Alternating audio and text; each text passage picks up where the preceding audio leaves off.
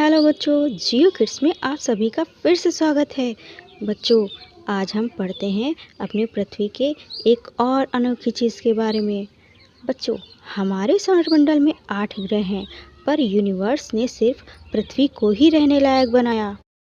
3 component मिलकर पृथ्वी को रहने लायक बनाते हैं। वो 3 कंपोनेंट हैं लैंड, वाटर और एयर। किसी भी ग्रह पर रहने के लिए इन तीनों डोमिनेंट्स की ज़रूरत होती है, जो सभी हमारी पृथ्वी पर मौजूद हैं।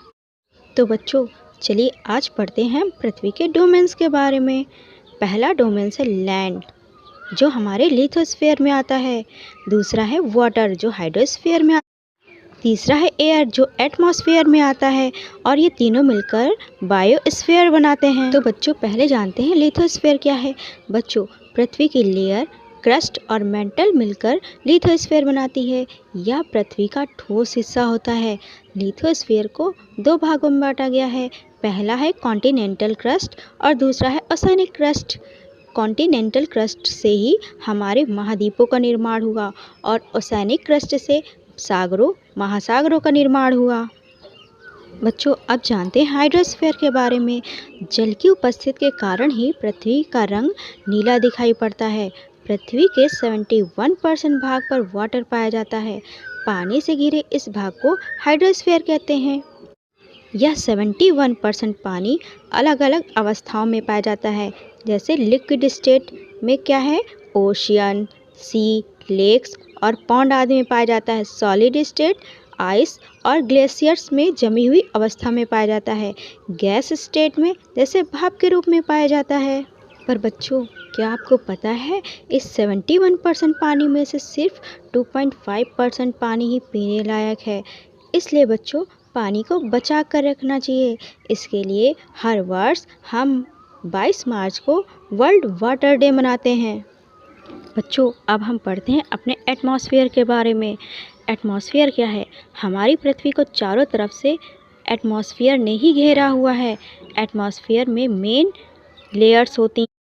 ये लेयर्स 5 टाइप की होती हैं और ये सभी लेयर्स हमारी गैसेस की बनी होती हैं। ये लेयर्स हमें गर्म रखती हैं, ऑक्सीजन उपलब्ध कराती हैं।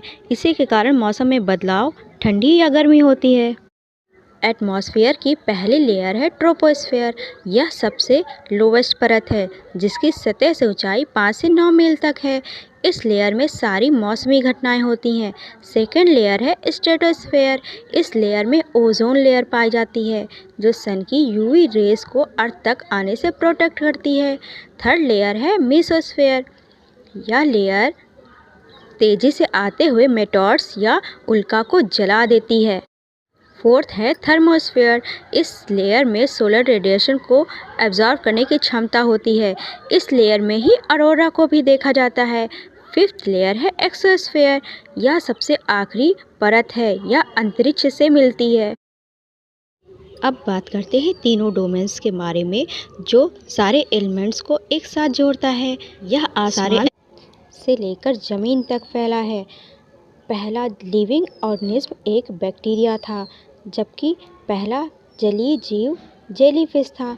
बच्चों, आगे मिलते हैं अपने नेक्स्ट वीडियो में ऐसे ही इंटरेस्टिंग जानकारी के साथ। Thanks for watching.